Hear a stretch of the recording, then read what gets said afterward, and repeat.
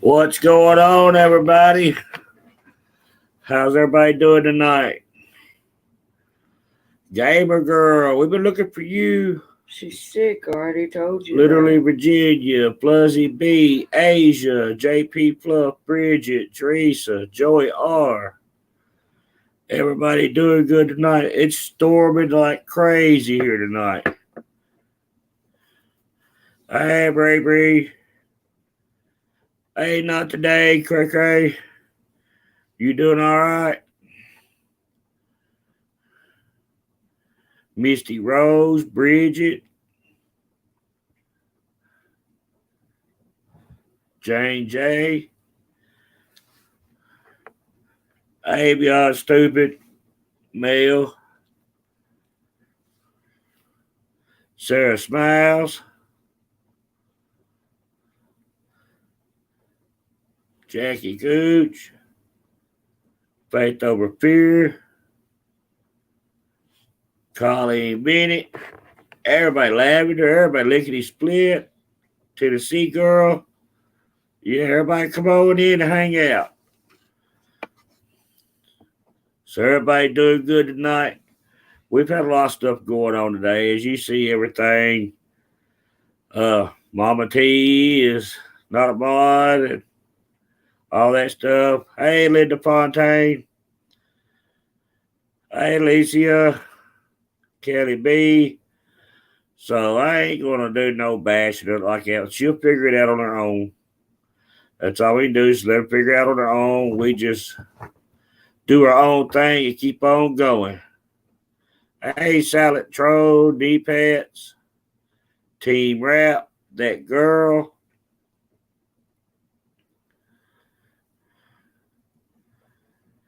All that in the bag of chips. What's going on? Yeah, it's going to be pretty good tonight.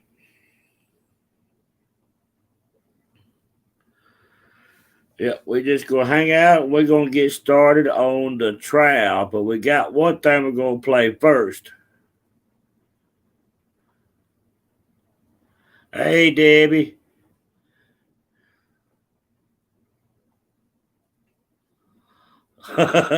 You want coffee now? Not today.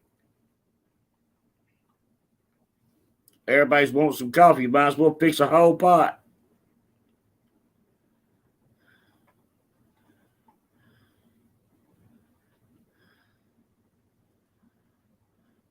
It has coffee. It really has.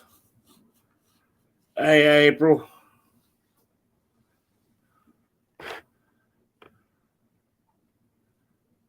Gamer girl, can I get a free tire seat, Red Bull? Yep, everybody's making coffee. It's that time of night.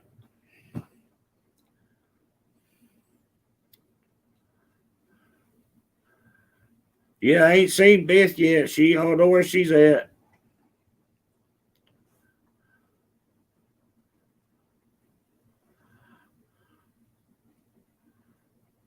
Really, Bridget, that's crazy. Storm Chasers got into an accident.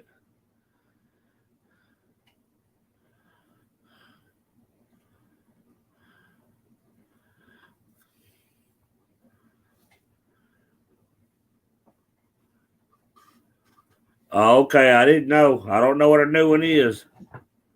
Okay. Verbal abuse. All right, let me see if I can pull this up real quick. We'll start watching that. Start watching this first part. I want to show y'all before we get started on the trial. Hey, Dottie Ridden. Huh? All right, we'll be right back just a second. You missed a lot, gamer girl.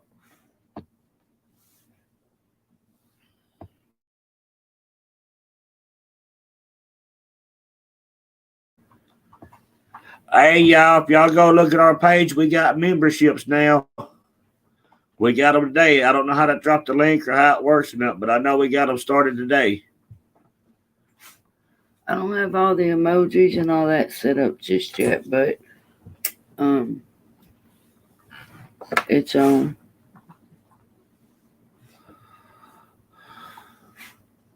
Hey, Daisy Joe. I'll have to get all that worked out. after this love. Crystal. I can't see that. Crystal Stalker, Crystal Ball. Okay.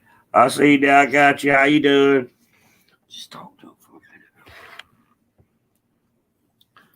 Yeah, we finally got the memberships worked out, but I don't know how to put it, put it in chat and all that. I don't know how that works.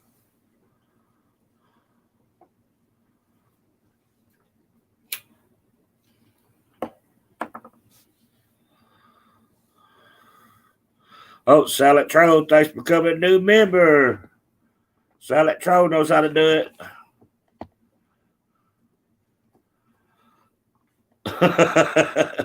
Thank you so much. Yeah, thank you.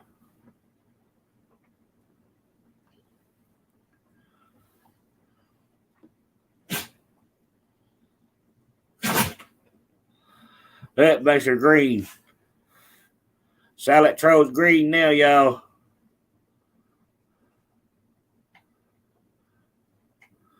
Well, that's good. That's good. I'm glad she's back up. Miss Fletcher, a new member.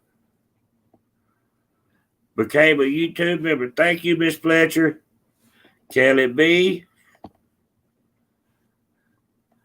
Thank you, Team Rap. Hey, Curdy Bill.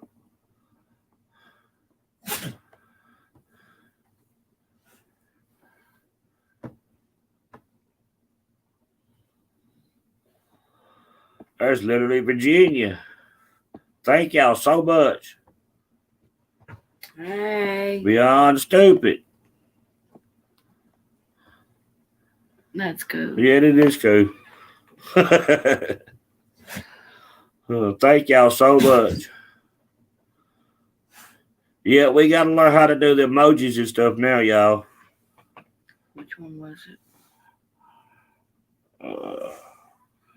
Yeah, go. Right there. You got pulled up on that. Okay. Beyond Stupid said, proud to be a frog. Thank you.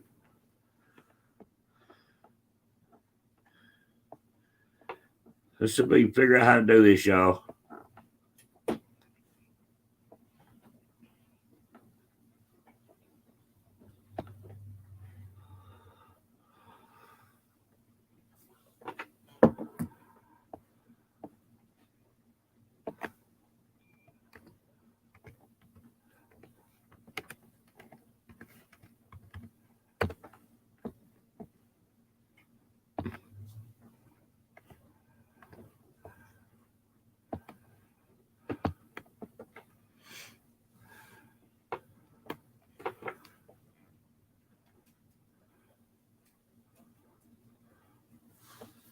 You gotta go to her.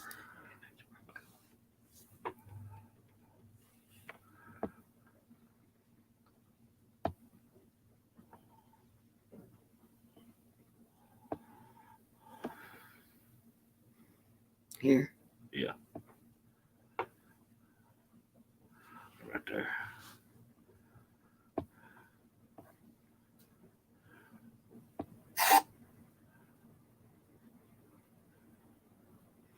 Okay, with hundreds of design options, we fit your style and your life. Bathfitter, it just fits. Juvederm lips say it all. They can be bold, subtle, and everything in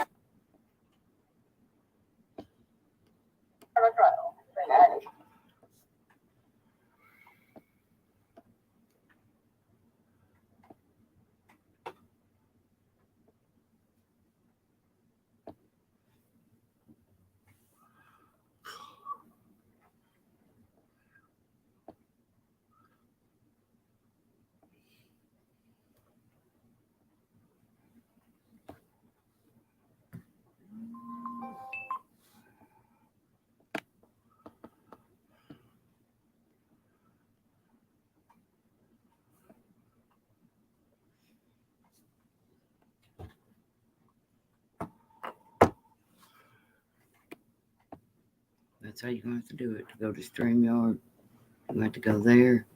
To go back to that, Just go back there. Yeah. Okay. Yeah.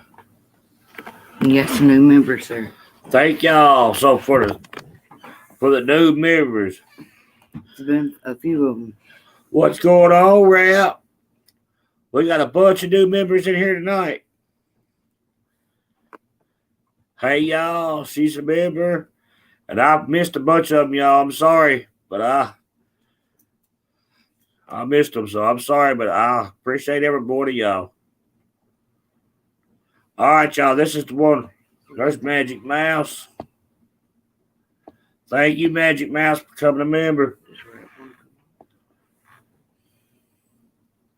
Hey, Kimberly L. Hey, Gamer Girl. I see you a frog. Look, Paisley Moon. The Dove. Thank y'all so much.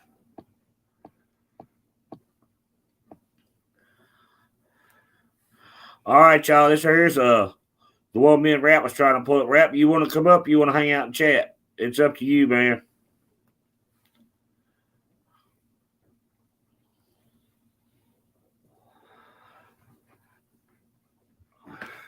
Hey, Gypsy Soul.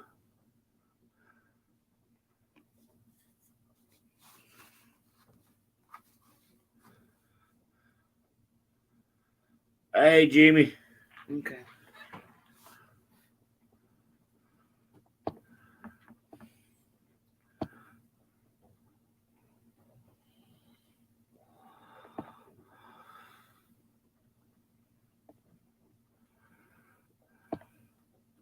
There's the link, Rap.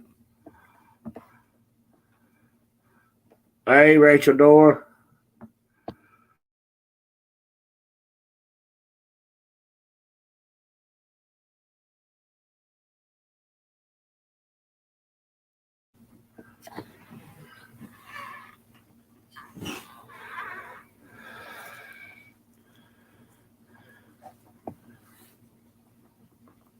Yep, frogs everywhere, Rolling Stone. Them frogs is going to be everywhere now. We're going to get some emojis. Emojis made up with frogs for y'all. AKMP.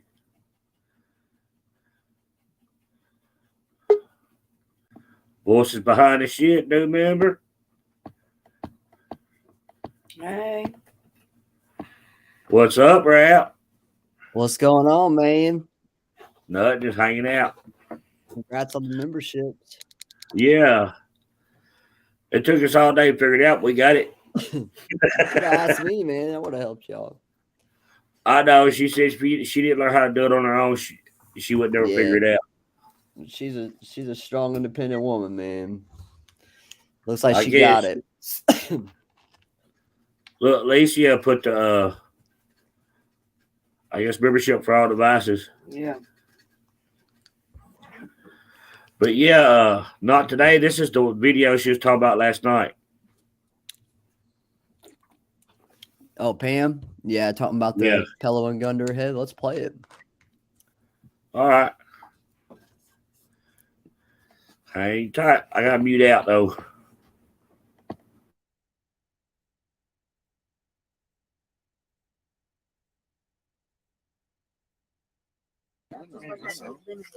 Yeah, but you know, What arrest are you gonna? well, we don't know.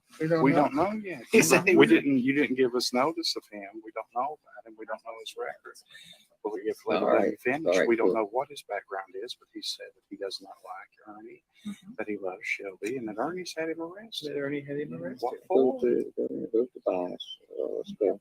Let's go on.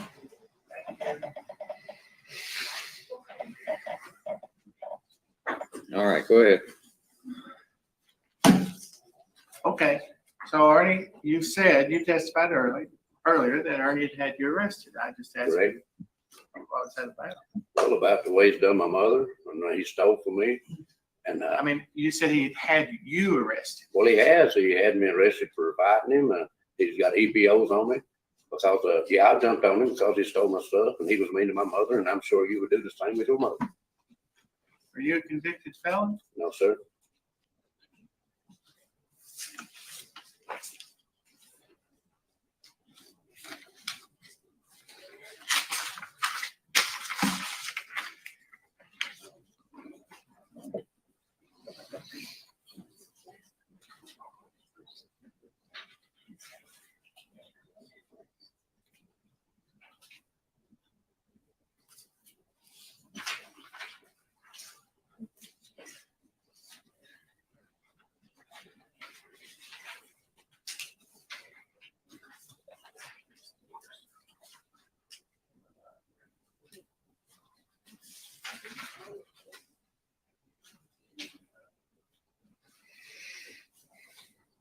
Yeah, we're about to hear how he treats his grandmother, y'all.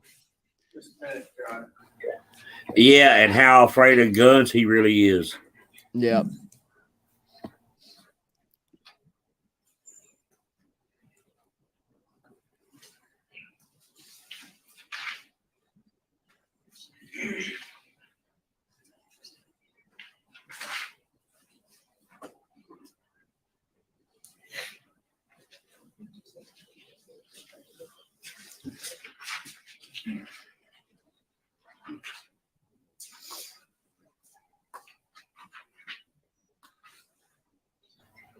Ain't that John Paul?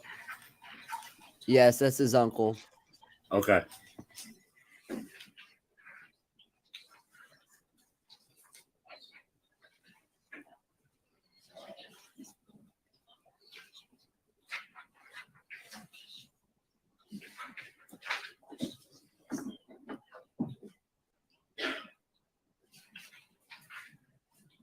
Thank you, MJ. Yeah, thank Good to you, see MJ, for 999 super chat.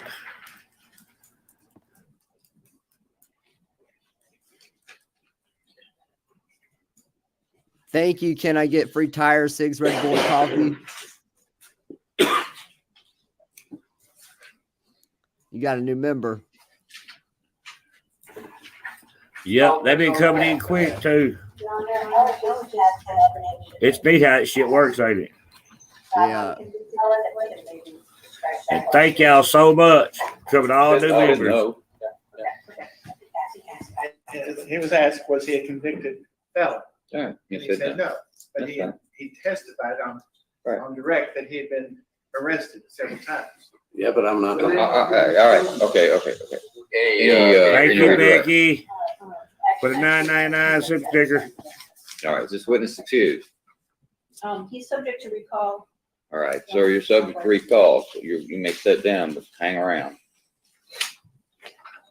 We would ask that he be excused for the day. Let me correct that. We might recall him. You're excused for the day, but be back tomorrow.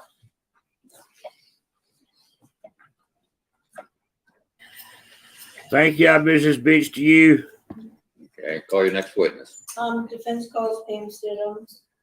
Pam who? Stidham? Stidham? Yes. Just for the, I'll ask her to spell that out.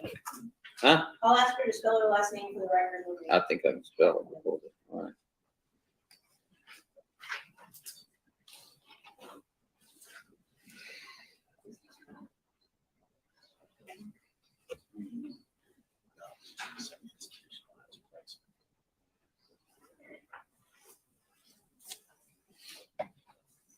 All right, are you Pam Stidham? All right, ma'am, would you raise your right hand, please? Do you swear or affirm any testimony given in this trial will be the truth, the whole truth, nothing but the truth, self God? All right, have a seat over here. Thank you, Robbie. Robbie Brady. Clearly into that. I guess with a microphone right there, right? Yeah, on the mic in front of you so everybody can hear what you're saying. All right, Mr. Chairman, go ahead. Could you state your name for the record? Pamela Sue Stidham, And can you spell your last name for the clerk? Stidham. And Ms. Stidham, where do you live? Keavy, Kentucky. And did you live there in 2013? Yes, Are you familiar with Ernie Shell? yes. And how are you familiar with him? I worked with him at Spur Oil. Were you ever in a relationship with Ernie Shell? No, he stayed with me though. He lived with me for about 6 months. Did you know Ernie Shell to be someone who was truthful or untruthful? Untruthful. And can you describe generally his state of truthfulness?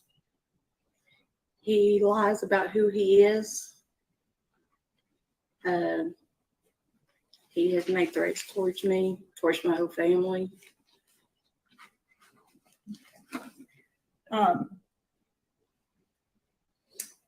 Did he at one time keep some of his personal items at your home? He did. Did he keep a laptop at your home? Yes. Did he shoot up that laptop in the backyard? Joy R, yes, I think we get like 60 or 70%. And do you bring that laptop to the defense investigation team at some points? Yes, I did.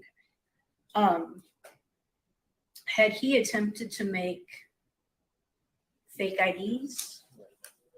Not that I'm aware of. He made fake Facebook accounts though, pretending to be other people.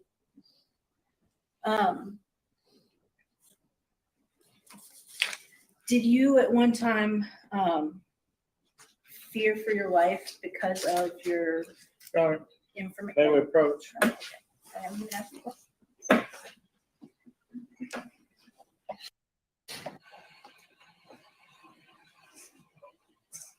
you. That's my understanding. This is direct examination, and she's asked a whole lot of leading questions. Thank you, Navy wife. I appreciate it so much. Coming a new member. Well, I will try to ask them. yeah, you're leading. You are leading. Yeah. That's fair. Sustain.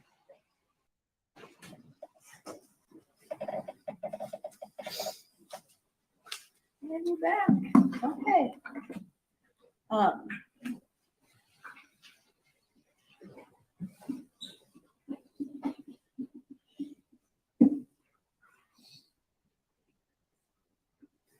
What I would like to do you remember leaving a Post-it note in your home? Yes. It's hard to ask that in a normal way, but do you remember what the contents of that Post-it note were? That something happened to me that Ernie was behind it. Could you speak up a little? I'm having trouble hearing myself. I said I wrote it on the Post-it note that if anything happened to me, Ernie Shell was behind it. I'm going to present this to you just to help you refresh your recollection. Thank you, Tracy. Coming a new member. About what? About the Post-it. She just testified what's on. Okay. Well then, let me do that. There's nothing to refresh. You don't have to refresh this year.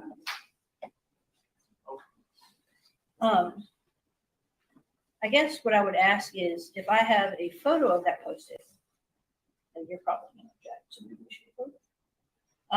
could you verify its contents and authenticate the photo? Yes. Y'all know we approach. Yeah.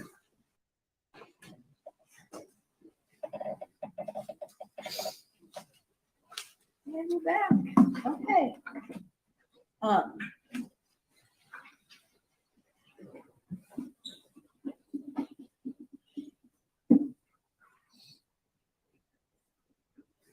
What I would like to do you remember leaving a Post-it note in your home? Yes. It's hard to ask that in a normal way, but do you remember what the contents of that Post-it note were? That something happened to me that Ernie was behind it. Could you speak up a little? I'm having trouble hearing myself. I said I wrote it on the Post-it note that if anything happened to me, Ernie Shell was behind it. I'm going to present this to you just to help you refresh your recollection, if that's okay.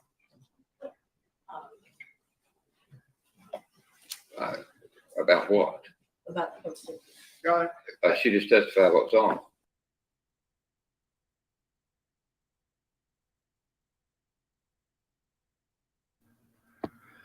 Thank you, Faith Over Fear, for the $30 cash out.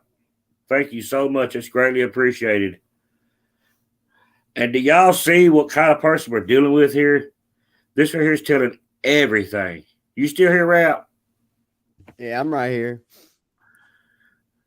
And she makes a Post-it note, put on the refrigerator. If anything ever happens to me, Ernie Shell's the one behind it. Yep. That's crazy, man. Yep. Man, I can't wait to we get done with this. We're going to tear into day one because this right here is crazy. Yeah, it is. All right, we'll go back to it. I got to mute out.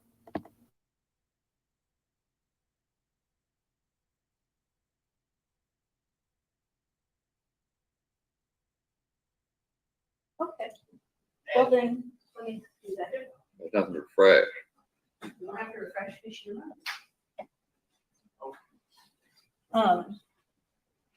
I guess what I would ask is if I have a photo of that Post-it, and you're probably going to object to me. Thank you, Tay and the Wind, for the $1.99 super sticker. Authenticate the photo. Yes. Y'all know we approach.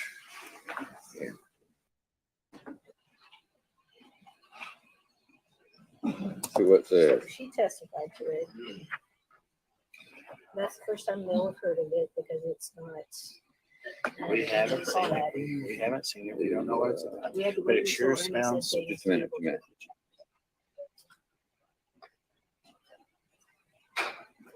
One, it didn't occur. Two, it's speculation.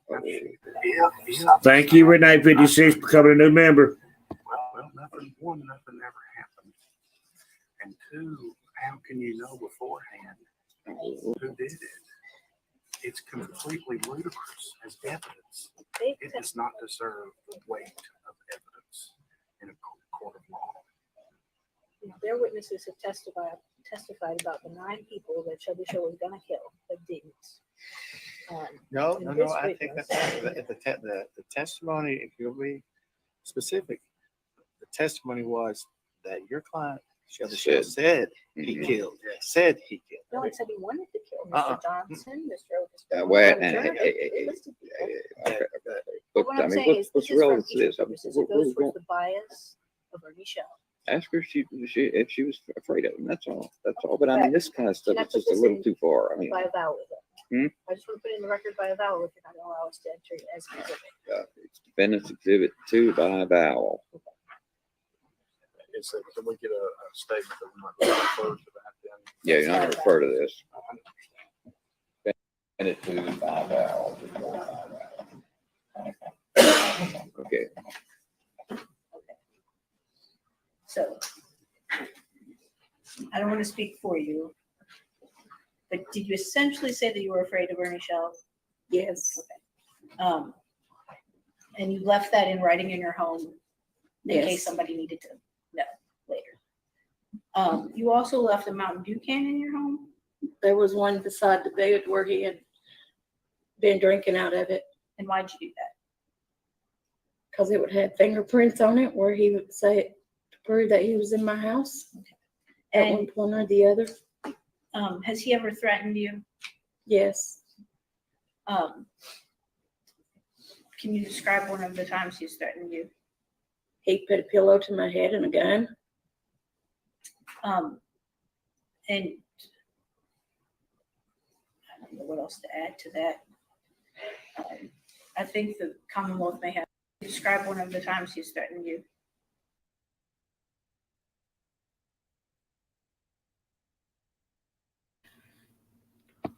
Stuck a pillow to my head with a gun. Wow. Yeah. But he's Never done that not out before. towards women. Yeah. Do what? I said never done that before, Ern. Right. Yeah, this here is crazy. Here we go. I want to hear this. This is interesting. I can't believe this dude, man.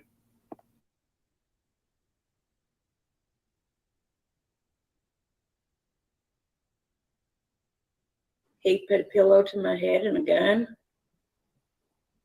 And I don't know what else to add to that. I think the Commonwealth may have cross-examination questions. No question, Johnny. Okay, is this witness excused? Yes, Sean. Is she subject to recall? No. All right. Man, you're excused. You may go. Yep, same way Ronnie King was killed. Website visitors bouncing? Stress less. Convert more. Convert more. Try Hotjar. Try Hotjar. Hotjar. Yeah, sorry, I was eating. Earn your degree online with more than 175 programs. Apply today. Take Yeah. University Global. Yeah, Rap exposed all this months ago. Yeah, I mean, it's fine. People need to wake up to it, you know? Yeah, they didn't know. How many people, the other night, a lot of people said they hadn't seen it. So he's had 2 different women testify on the stand under oath about his, you know, him being abusive. Yeah, one with a pillow and a gun, the next one, she's just scared to talk about it.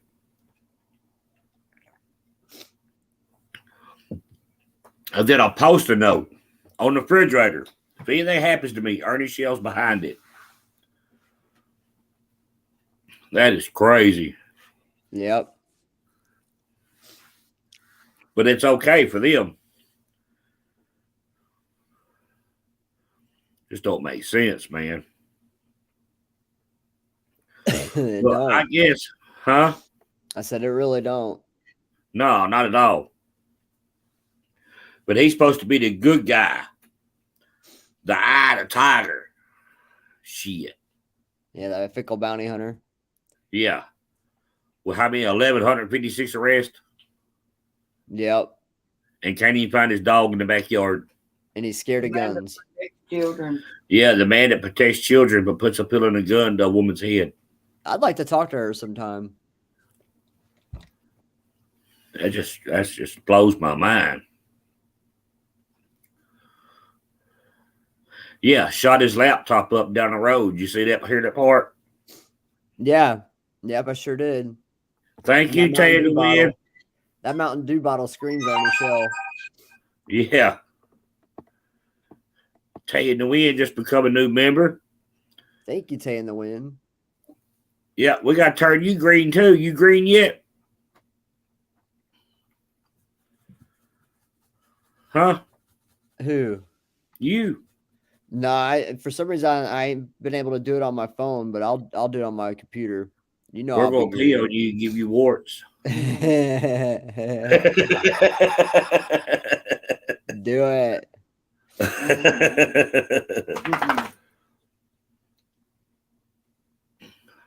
All right, we're gonna find. So that one on your page is just plain, just a straight day one, ain't it? Yeah. All right, I'm gonna go to it, pull it up real quick. I'll be right back.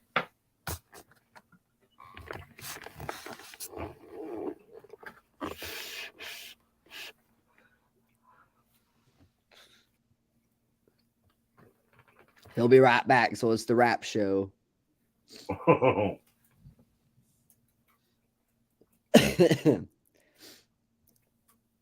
So yeah, let's discuss Ern's fake highway run this morning, y'all.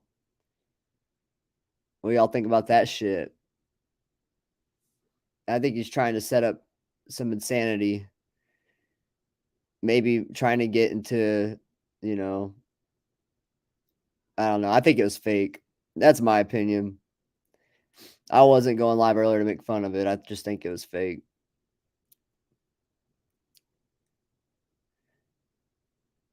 He just bought a Mountain Dew, very normal. Yeah, he was able to buy that Mountain Dew very easily, wasn't he? No issues there. Yeah, that Uber driver was really confused when he was jumping out the car at the damn red light. Now, Rap, don't be trying to control the Libs channel now. I know. I hacked him.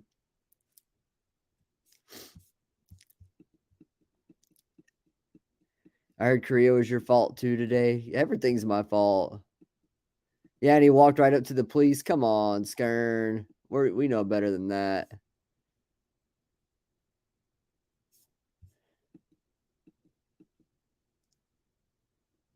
But is anyone else slightly worried about MAGA and her son? Yeah, I mean, MAGA's been MIA. Definitely concerned for that. You know.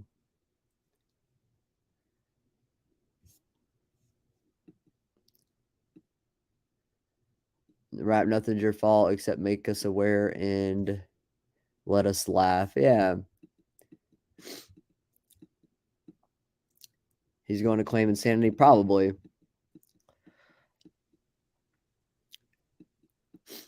Oh, shit. Chatty Cathy, thanks for becoming a new member for the Liberators. Yeah, Chatty Cathy, thank you so much. So do you think that was a fake highway run? I didn't get to see it. Oh, yeah. I mean, he was buying a Mountain Dew just perfectly fine. He wasn't parked at the gas station looking for gas? No, he was getting in and out of Ubers and talking to the police and buying a Mountain Dew. And wow. You know how it goes. I think he's going to try to fake something to get to go to like a rehab so he don't go to jail. And it probably won't work. No, it's not going to work. It's just going to delay his process. Right. But I don't even know if he's done it so many times. I don't know. I think Jimbo's having Pam on the night. Oh shit. All right. Well, I guess we're gonna kick back and watch this. It's gonna be here for a while. So you ready? Yeah, I'm ready. All right, y'all. Here we go.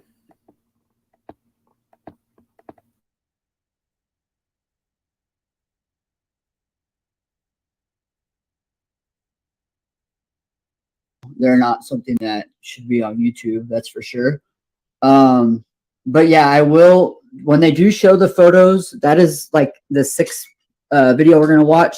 When they do show the photos, I will just bring myself up full screen how I am here, and we'll just listen to the audio, and I'll pull up photos that are appropriate for me to show you all.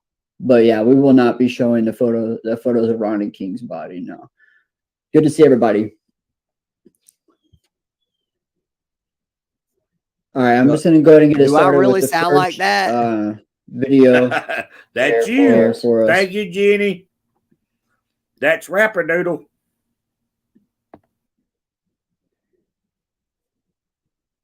This is the start of the trial. This is the bench conference on the start of the day.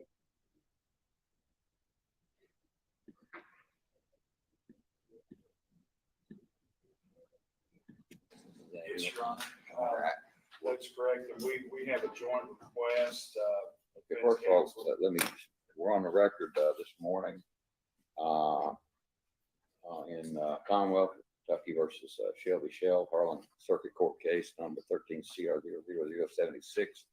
And before we get started with trial proper, we need to recognize some witnesses, and you had another request. Yes, Your Honor. That is just that if the court pleases that tomorrow we start at 9 o'clock. Oh, we will. Yeah. They recognize back at 8:30. Yes, yes.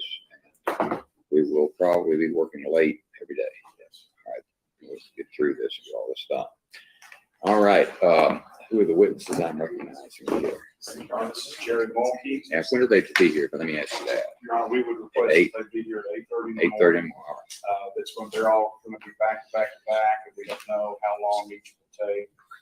But these are all Commonwealth's witnesses subpoenaed by the Commonwealth. We have Jerry Mulkey, we have James Collins, we have Jesse Farley, we have Ernest Shell, we have Kevin Dixon. So these are the witnesses. Each of you raise your right hand. Do you swear or affirm that you will be here tomorrow morning at 8:30 a.m.? Yes, you do. You're recognized to be here. You will. No, I don't think Dixon ever testified. Commonwealth, Kentucky, of the penal sum. He never did. No, I don't think so. I've never seen Dixon on the stand. Still on the subpoena. And so what we're going to do at this point in time is and each understand and agree that you will not part or conceal your place. You may want to mute out, Liberator. All right. You all agree to that. You understand that. All right. Thank you. What we're going to do is each of you will come up and sign this form. It's a clerk, all right? And I'll go ahead and sign it myself down here, and we will. Your Honor, if I may request, I believe we've already had a motion in limine on the issue of invoking the rule of sequestration. Right. We request an instruction to the witnesses if they cannot be here during trial testimony. Right. And that they are to.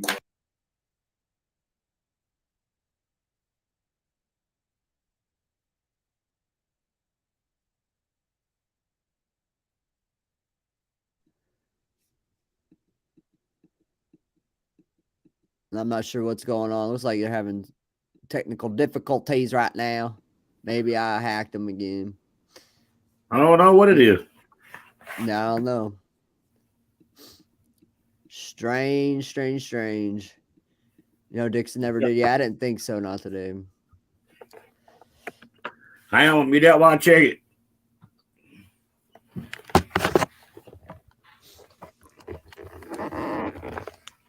During rush hour, these streets get mean. They're pretty vicious, Real Gypsy Soul. They can get crazy. Fuzzy B says my YouTube's having loading issues today too. I'm making such quick cash doing this side hustle. Oh, I'm a shit. dasher. Signing up was super easy. It only took me a couple minutes to complete, and I didn't even need a bank account. I'm getting paid to drive. Who was it Them for? darn Who was ads. it for?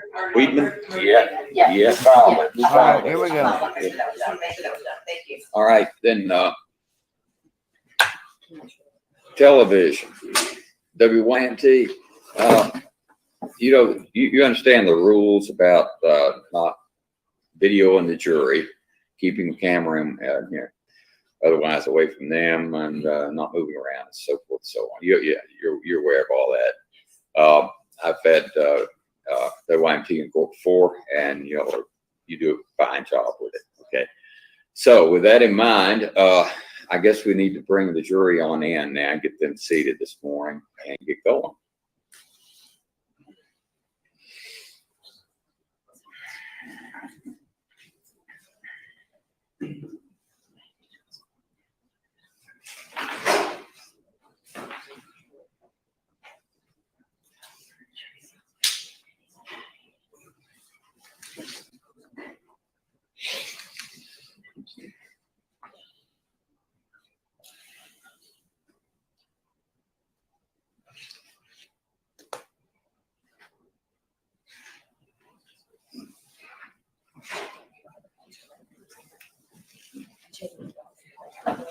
All right. Okay, this is a witness. This is the jury, but they're coming in behind it. All rise to the jury, please.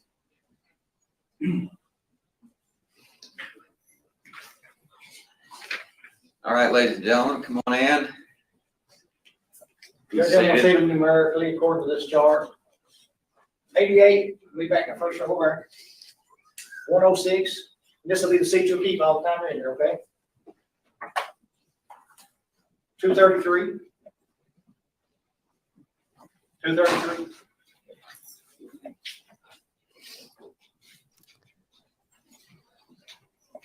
This is them just getting the jury all lined up. 274. Yeah, I see that. 283. 354. 366. 510.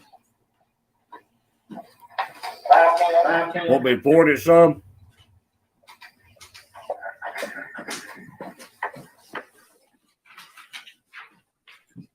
$548.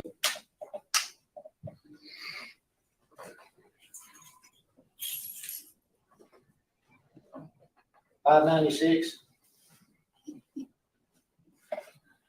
612. 812. And 845. All right. Now I'm going to give you all a notepad. And on the inside, Be seated. when you get it, don't put your name on that up here on the hard copy. Just write your number, your number right there, okay, in the corner.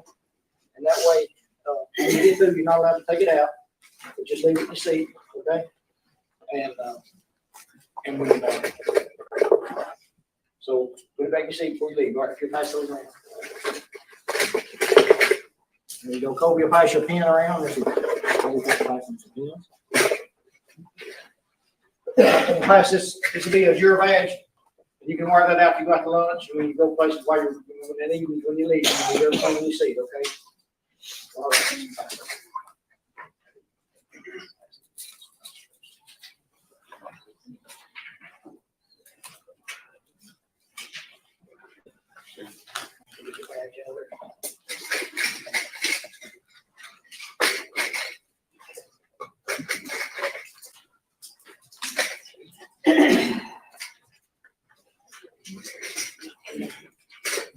Just be sure to not take this out of the book and leave your books in your seats. You can be badged in the evening when you leave.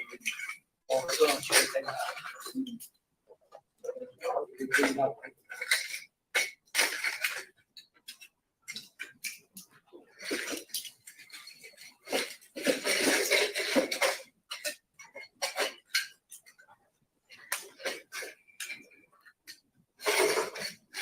Try to stay, remember your seat, stay in the same seat. Remember to do that, okay?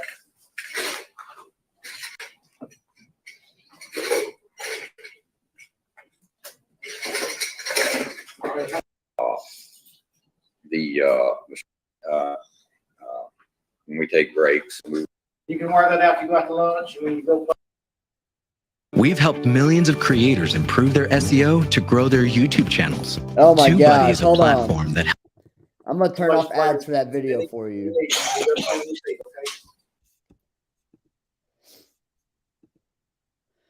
Day one, okay, hold on.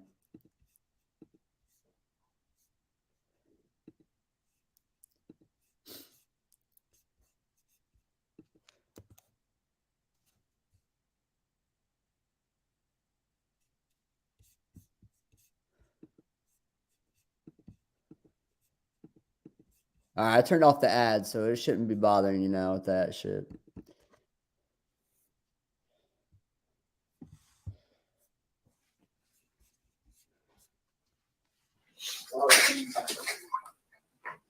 Well, hey, Stormy Skies, good to see you. I've been talking to you this whole time on mute. I figured. I was not gonna say nothing.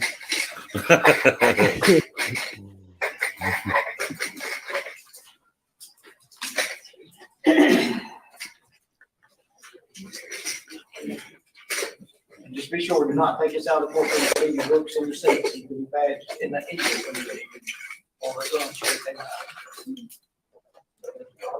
out.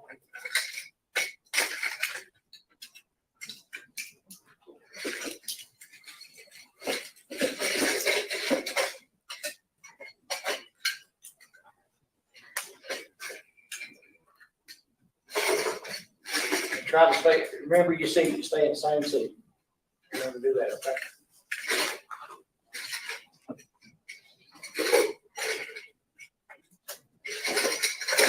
All right, thank you very much. There you go. all right. All right, folks, I hope you all had a good, relaxing weekend leading up to today.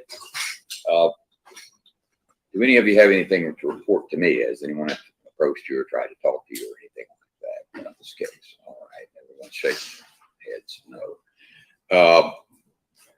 And again, always when you go out, when we take breaks, and we will be taking breaks, and you're outside, or please don't talk to anyone about any. The odd thing is they require us to give you these juror badges to put on, and that just draws people like flies to want to talk to you about what you're doing. So it doesn't make a lot of sense sometimes, but please don't. And don't talk among yourselves about anything you about the trial or anything you hear in terms of evidence and so forth, because it's premature. You make up your minds when you get the case and you deliberate. So don't form any opinions about it or talk among yourselves about it. Otherwise, again, with regard to the notepads, leave them in your seats always. Don't take them outside. Ultimately, you'll decide this case on your memory, what you hear in evidence. Now, what we're going to begin with today, first of all, I want to remind you of something I said when we first met last week. The defendant, Mr. Shell, is presumed innocent as a matter of law, and the Commonwealth of Kentucky has the burden of proof of guilt beyond a reasonable doubt. Mr. Shell may or may not testify. That's up to him, but you're drawing no adverse inference from that if he does not testify. That's his constitutional right not to testify.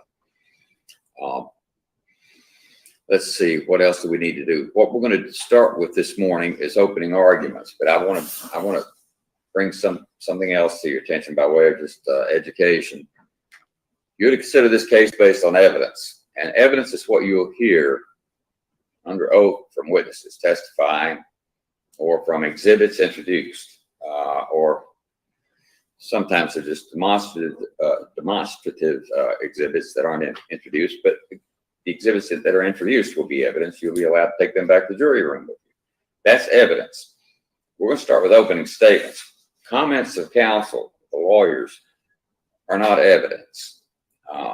The opening statements will be what they intend to prove to you or through their witnesses. Closing arguments is their take on what the evidence proves, but it is not evidence. So just bear that in mind. Counsel always approach if you have an objection, you need to stand and you'll be recognized. Now, as far as breaks are concerned, I want to, we'll take breaks, restroom breaks and all that. Any of you smoke? Well, that's good. That's refreshing. That's good. I quit a long time ago and I feel a lot better about it. But we will take restroom breaks. If you need to, just raise your pad and the bailiff will see you and to bring to my attention. And we don't want you to be uncomfortable. I don't want to be uncomfortable. And don't be embarrassed about just signaling to the bailiff, because you're probably signaling for half the courtroom by then. And so we want to make you comfortable. We don't want any, we want your concentration on the evidence and not on other things. All right. So I think that covers everything I need to address. As a preliminary matter, is the Commonwealth ready? He traded guns and knives made by the attorney are not evidence. Embarrassed about just signaling to the bailiff, because you're probably signaling for half the courtroom by then. And so we want to make you comfortable. We don't want any. We want your concentration on the evidence and not on other things. All right. So I think that covers everything I need to address. As a preliminary matter, is the Commonwealth ready with its opening statement? We are, Your Honor. All right. Proceed, Mr. Boggs. Oh, by the way, this is Jonathan Lee, the Assistant Commonwealth Attorney. You didn't get to meet him last week, but he'll be participating. Thank you. I was going to introduce Mr. Lee. All right. Who was ill last week. Mr. Luttrell, who's also at our office, who's the Commonwealth Detective, is here with us today.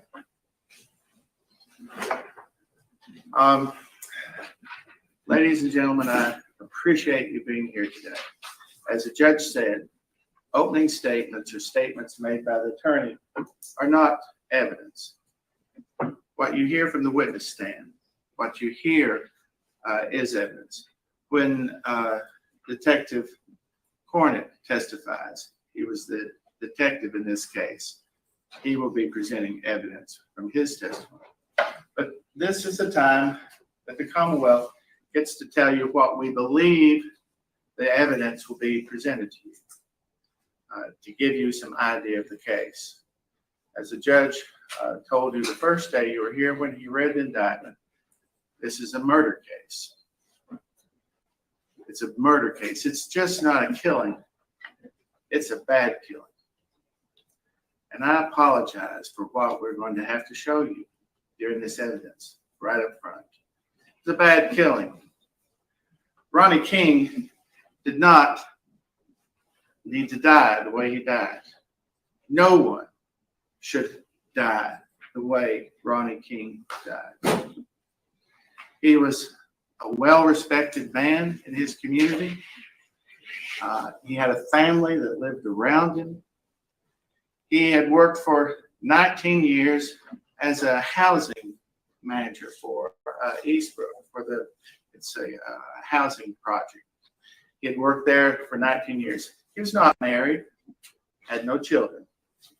He was 59 years old when he died. 59 years old when he was murdered.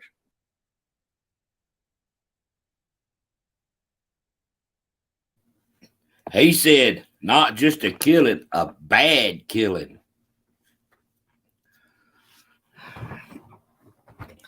That's crazy.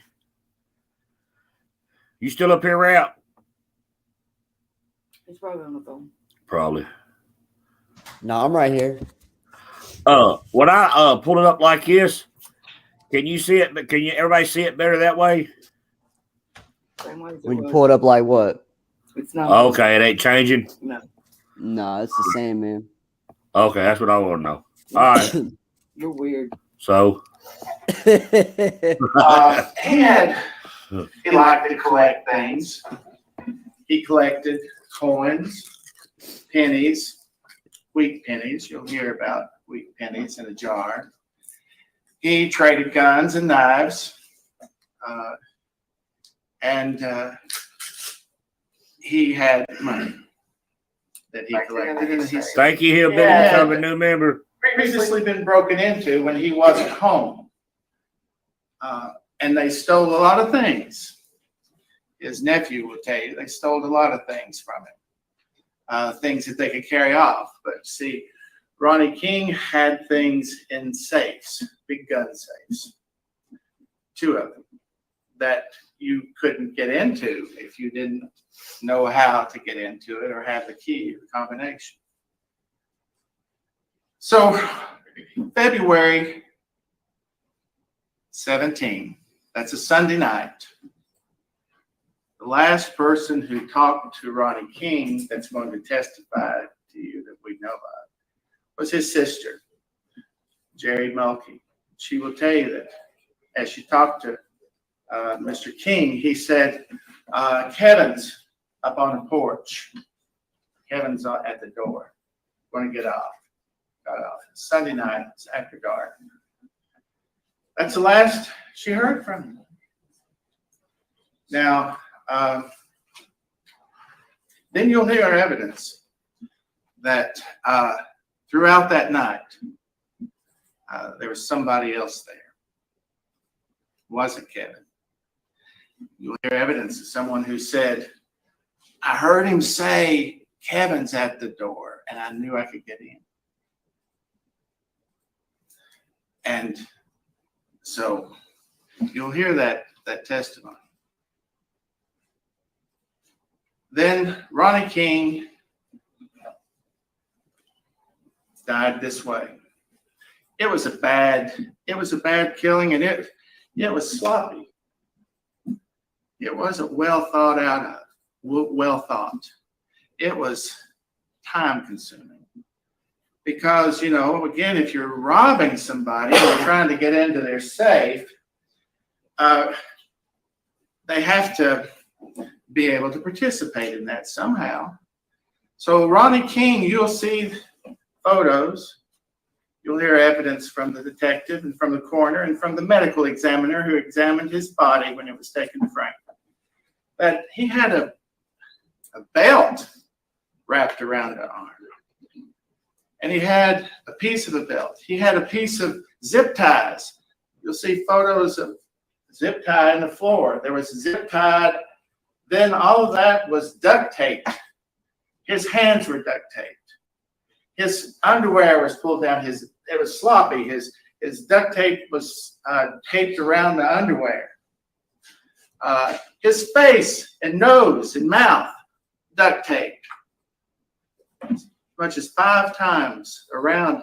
But from his glasses were still on. His glasses were on. The duct tape covered his nose, mouth, and down to his chin. Zip ties, belt, duct tape, all of that. And then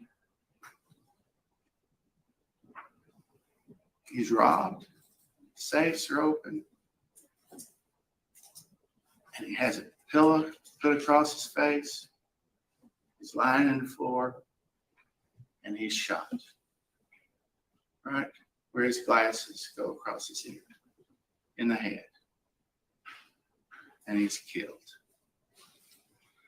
But hopefully, he died quickly then. Because then there was fire. There was an attempt to burn the duct tape or burn the evidence or burn fingerprints.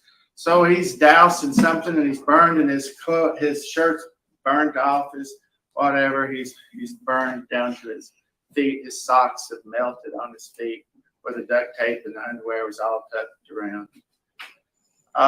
There's other places in the house where the fire was started. But like I say, not well planned, not well thought out. House didn't burn. So Ronnie King didn't burn. He was burned. His body was, clothes were burned. He was singed. His hair was singed. The blood was burned. But you know, where this duct tape was on the skin, it didn't burn.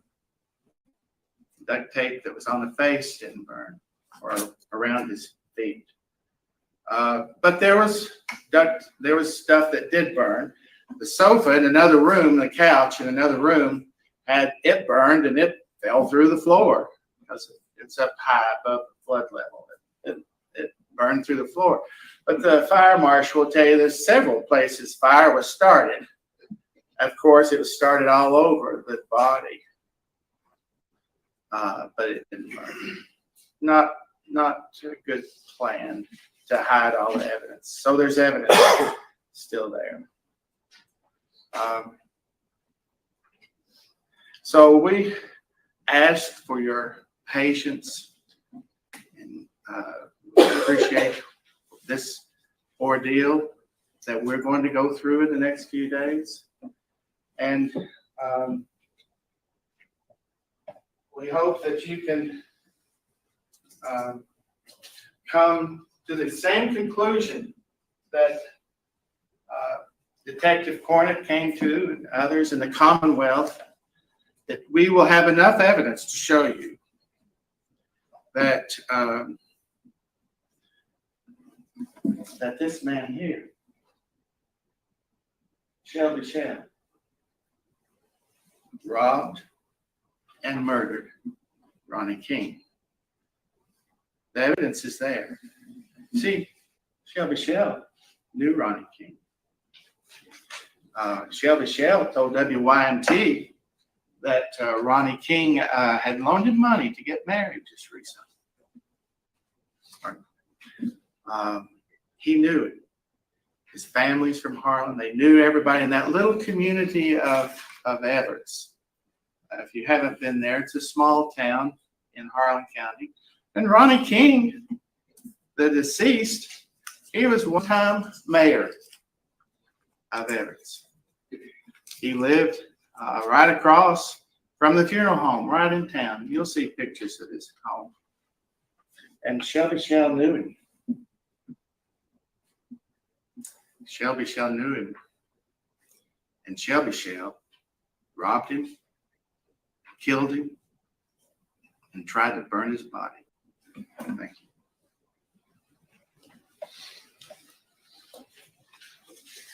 All right, thank you, Mr. Boggs. The defense, who will open for the defense? Ms. Karen?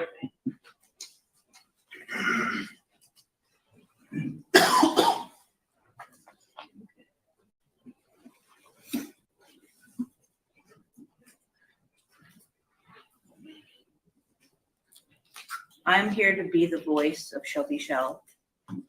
We talked a little bit about how somebody might want to speak to you, might not feel capable. I'm his attorney, and I'm the voice for Shelby Shell today. It's been a long time coming, and it was a horrible crime, but Shelby Shell didn't do it. 6 years of wondering, 6 years to wait, 6 years of worry, 6 years to investigate.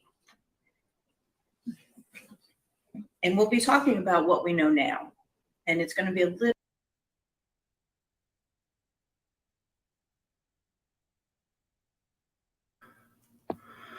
I'm sorry, y'all. This is the first time I've seen this too, and I'm just really into watching it. So, oh, you're good.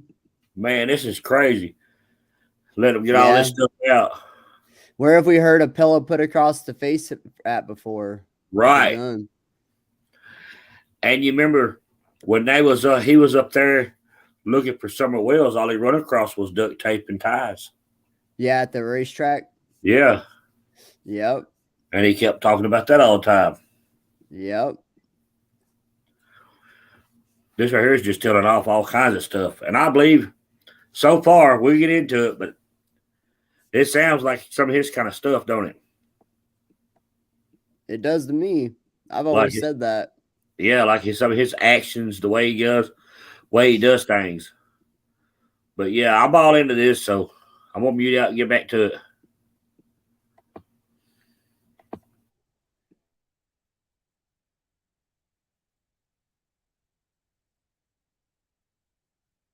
little bit different than what we knew immediately after Mr. King's body was found.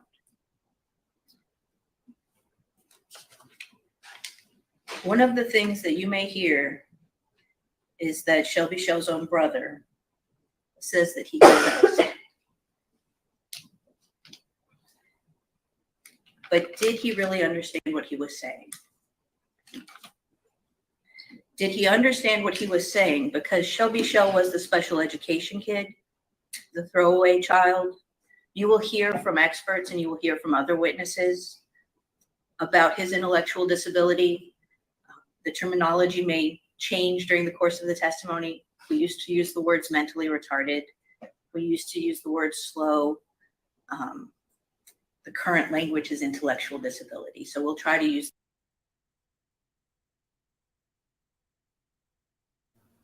You know, I can't believe they just said a throwaway child.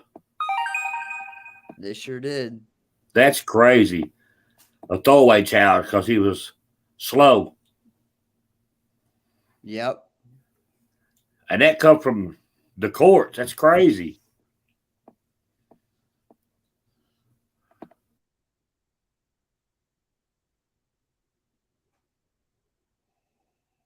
That terminology during the case. You will hear about Shelby Shell's lack of schooling. You will hear about how his intellectual disability played into his gullibility and his need to please other people. You will wonder if Shelby Shell is the one person stupid enough to admit to an unsolved murder. You will wonder why KSP relied on a special education person's tall tale to close their case. You will wonder where in this story things don't match up to the evidence. You'll wonder what he got wrong. And I'm not here to tell you the story of how the government thinks this crime occurred. I am here to warn you about some of the things that you will hear and you will see, which Mr. Boggs discussed a little bit. You will likely see a video from the Everett's funeral home across the street from Mr. King's house. We tend to think a video is pretty good evidence in a case. It will show you the outside of the home and some of the response to the reported arson. You will get to review medical examiner's findings, and you may get to do that today, and I want you to pay a lot of attention to the medical examiner's findings. You will see autopsy photos. Some of those are difficult to look at, and crime scene photos and phone records. You will see all of that evidence during the course of this trial. But you won't hear about a murder weapon. You won't hear about DNA matching a suspect or matching Shelby Shell. You won't hear about fingerprints being matched to any suspects, let alone Shelby Shell. You won't hear about touch DNA. You won't hear about fibers or ballistics. You won't hear about fingerprints or footprints.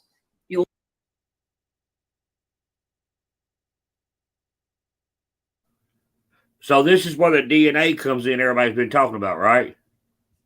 Yep. And there was, no DNA that linked Shelby, to the trial. Matter of fact, we could play this real fast or something backstage for you. All right. Here we go. Actually want my brother to get a new trial. I would love for my brother to have a new trial. But if he did, they would bring up the DNA. They would bring up everything else that they couldn't, that they had excluded because of. Yep. He would love for his brother to get a new trial, but that would bring up the DNA. That was all excluded. Right out of his own damn mouth. That shit's crazy, man. This is just making more sense the more you listen to it. Yep. Been so worried. Yeah, that's why we understand why Ernie's been so worried about this. Oh, the truth to come out now.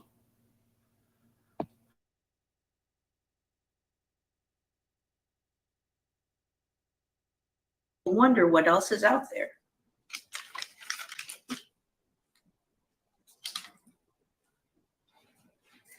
telling the side of the story for Shelby Shell, being his voice, I want you to keep an open mind.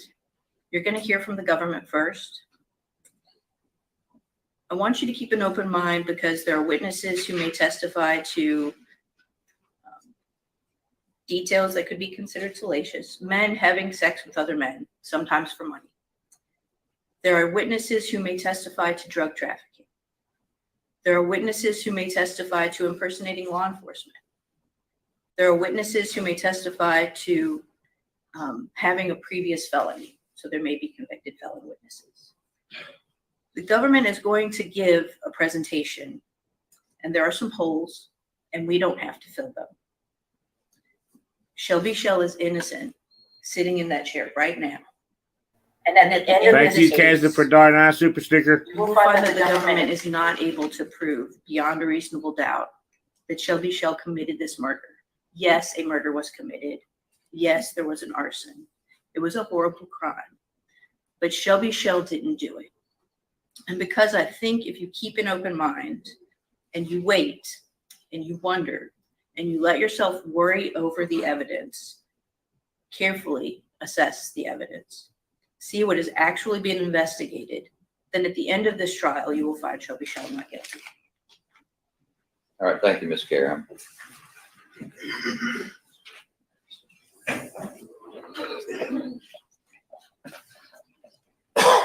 All right. Thank you, Ms. Karen. So at this point, we should be ready to proceed with the Commonwealth's case in chief. First witness. Yes, sir, Mr. Lee. Your Honor, we call Mike Cornett to stand. All right. Mike Cornett.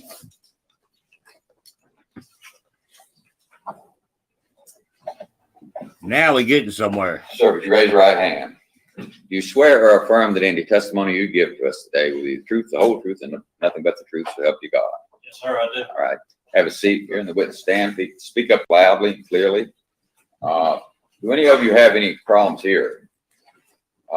If you do this, we have some earphones over here. I use them occasionally myself, just so that the Harlan Circuit Courtroom's acoustics are not nearly this good. So anyway, all right, Mr. Cornett. Your Honor, just to please the court, I'm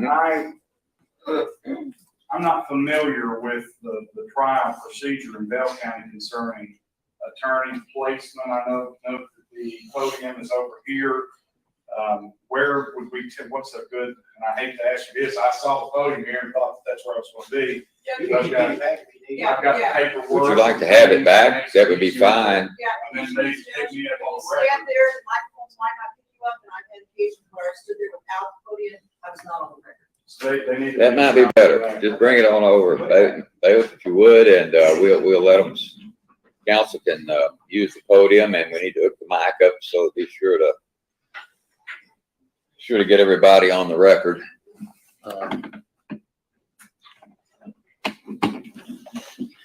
Thanks, sir. All right. Okay, that's one reason we moved the podium, people said they didn't see. Yeah, can the defendant see the witness? I can't. That's a good question. That's the critical thing. So long as the defendant can see the witness, that's the critical thing.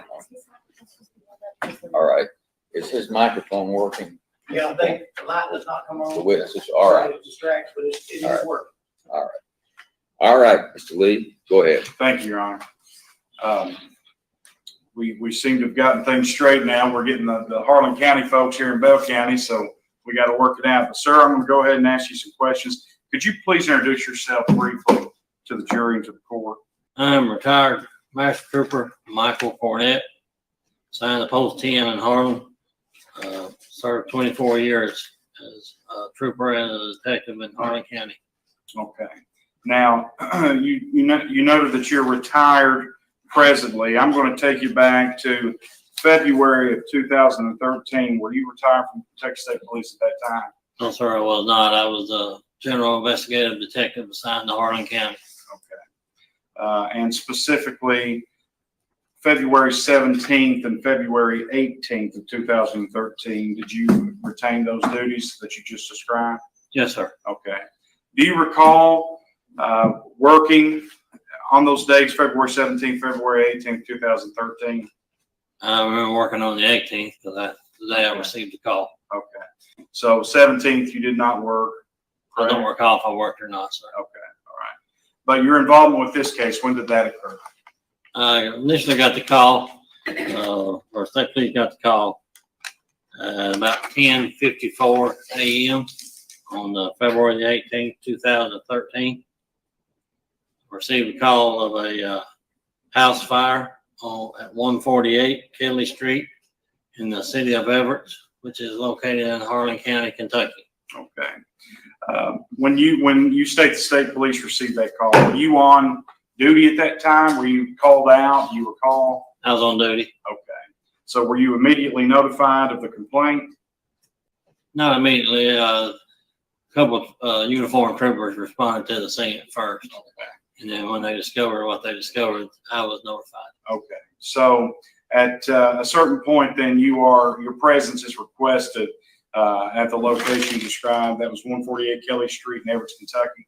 Yes, sir. Okay. So did you travel there? Yes, sir, I did. And what did you visually see when you arrive on that scene? When I arrived on the scene, there were some troopers there, several EMS and fire personnel on the scene. The house is a two-story dwelling with a basement above ground that's raised to be out of the floodplain. The house is brick sided with a shingled roof.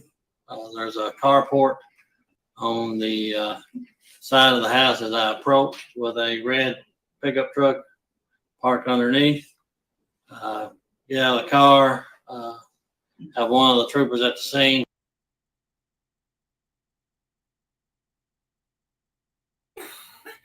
I feel the same way, Bridget. I'm wondering how this guy even made the force. No wonder this trial's messed up.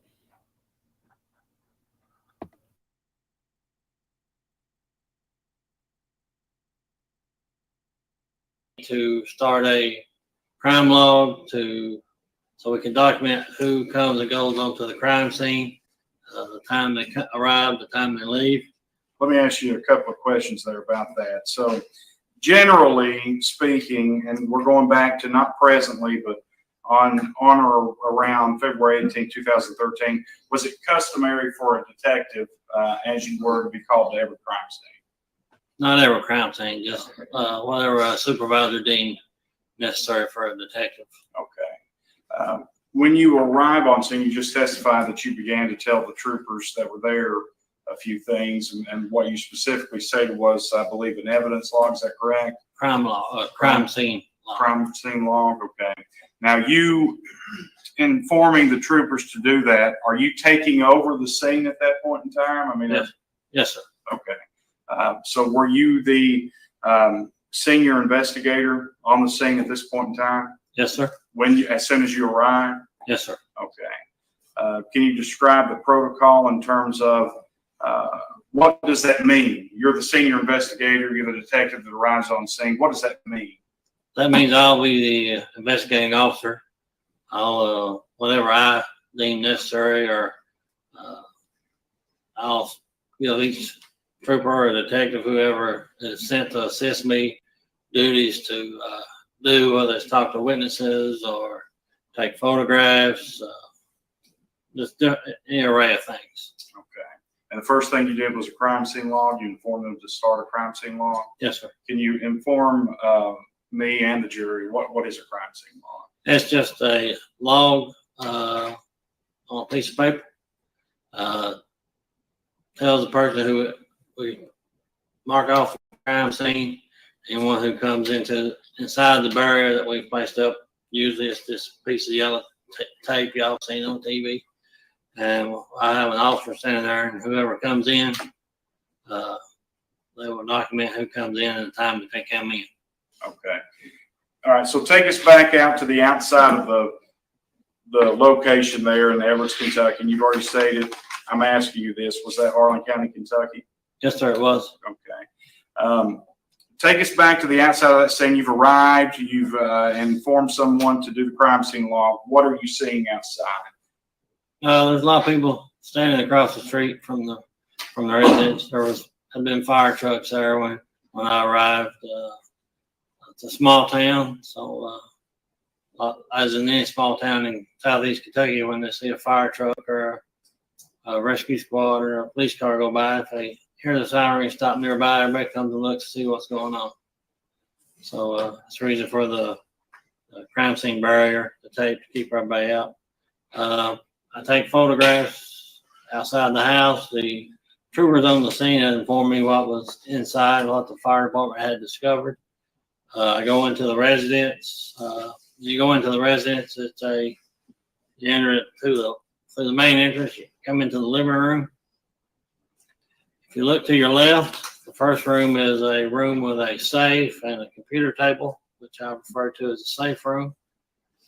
The next room down is the bedroom. Directly across from the entrance is the bathroom and laundry room. The kitchen, dining room, and living room is all one room, with the kitchen part, if I recall correctly, is kind of in an L shape to the left at the back entrance. Okay, so let's go back. You've taken us inside now from your memory. I would like to just for a little bit take you back outside. Do you recall being outside of this location on that day? What was it like outside? Was it, the time you stated the time, but I'm going to ask you, was the daylight? Did you smell anything? You stated you noticed various vehicles there. Describe in a bit detail what your senses were picking up that you can recall. If I remember correctly, it was a bright, sunshiny morning. I could smell smoke from the fire call that the Everett Fire Department had received. Some of the family was at his sister's house, which is, if you're looking at the front of the house, be to the left just before you get to the residence on Kelly Street. I don't remember it rain. It wasn't raining or anything that day. Okay. You said you smelled smoke. Could you see smoke still from the house? No, sir. I don't recall seeing any smoke at the time. I noticed that the windows of the residence were blackened. Okay. Okay. All right. So you've previously taken us in, given us a description of sort of the layout of the house. Can you continue with that and in detail describe what you see and perceive as you're coming into this house at 148 Kelly Street? As you enter the living room, slightly to the left of center, there's a hole that appears to have been burnt through the floor. I think a rough estimate was 2 to 3 foot wide, 6 foot long. I looked down in the hole in the basement, in the above ground basement. Thank you, Faith, over here for new membership. Appears to be a metal frame for a recliner. The walls are blackened. I think maybe the clock on the wall had been melted, partially deformed. As you go into the safe room, I noticed there's a dead white male, deceased white male, lying on his back with his feet bound with duct tape, his underwear down around his ankles, hands duct tape in front, kind of like maybe a praying stance. Just his arms were bent. There was duct tape around his face from his chin to the bridge of his nose. There had been a fire in that room, it appeared to me. The victim appeared to have had some kind of wound to the right side of his head. There were 2 pillows. One, his head was lying on the pillow. The second was kind of off, discarded to the left of the victim. Okay, so let me stop you right there because that's a lot of information. And I'm going to ask you some questions about that. But I first want to go back. You were describing the inside of the residence, and you state that there's a hole in the floor, and then you look down and you see what appears to be the metal frame of a chair. Is that what you're saying? Yes, sir. So what your perception alone, you're standing there, you're seeing this. What did that make you think? What are you trying to say about that chair? Just from my working through the years, the chair had been set on fire, and with it burning through the fire or through the floor, I assumed that was the hottest point at the time, but I could not see in the room where the fire had trailed through other parts of the residence.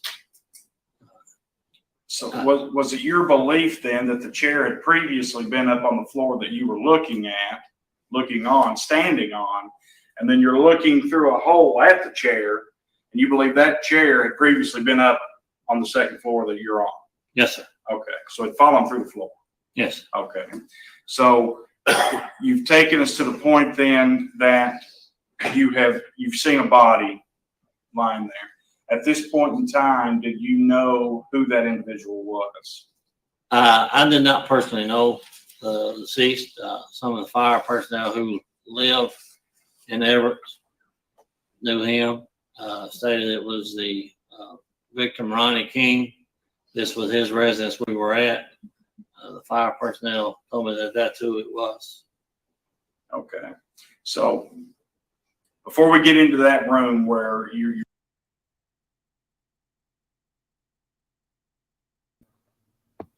That's awful. What a way to go, y'all. This is crazy. You just don't really understand it until you hear it like this. This just opens your eyes up. It's bad, y'all.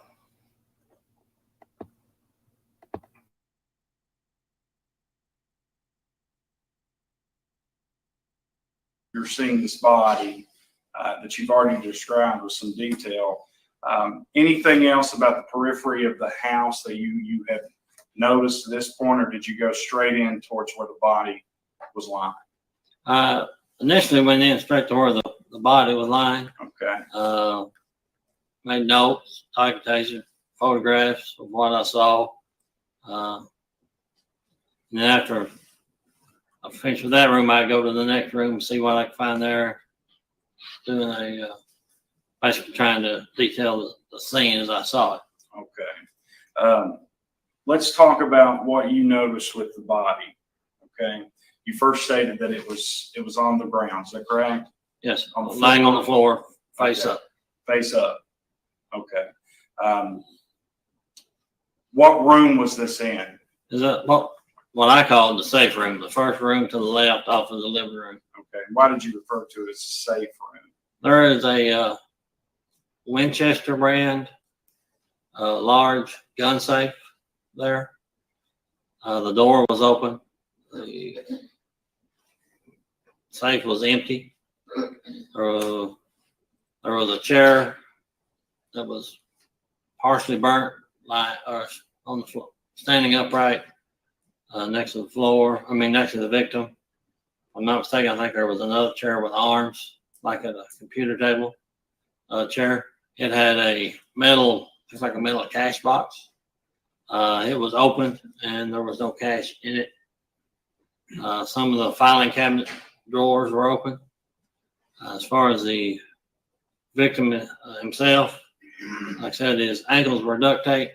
I did note that it appeared that the duct tape had been burnt from the bottom, as opposed to if he was trying to set something on fire. If you use an accelerator or something, you pour it and light it from the top. This was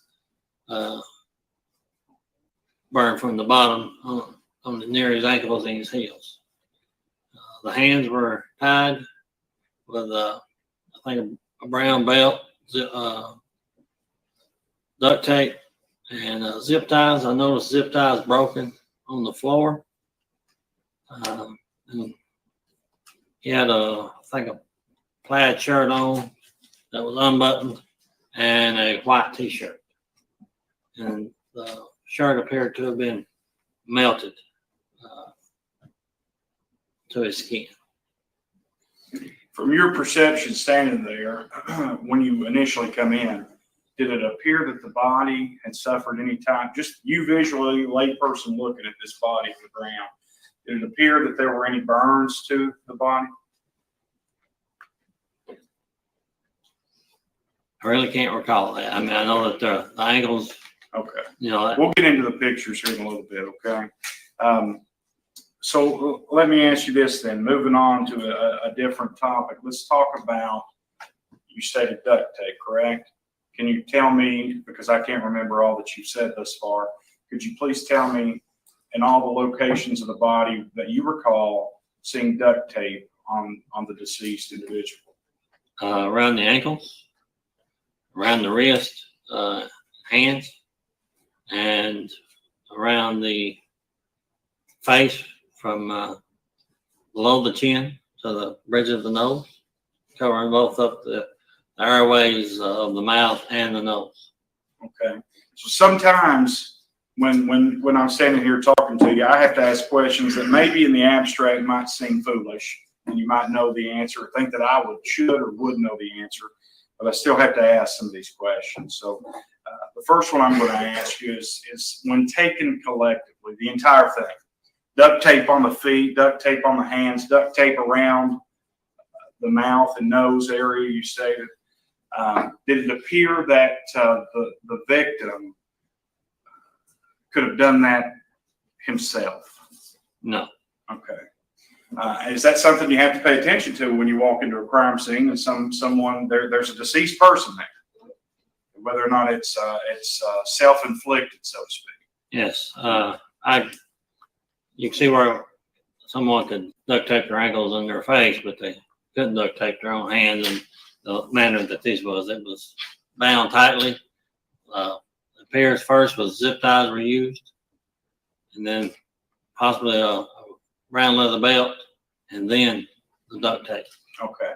So you listed 3 different types of instruments, for lack of a better word, that could be utilized, in theory at least, to restrain someone. Is that correct? Yes. Brown belt, you said, zip ties, and duct tape, correct? Yes, sir. The duct tape, let's stay there for a moment.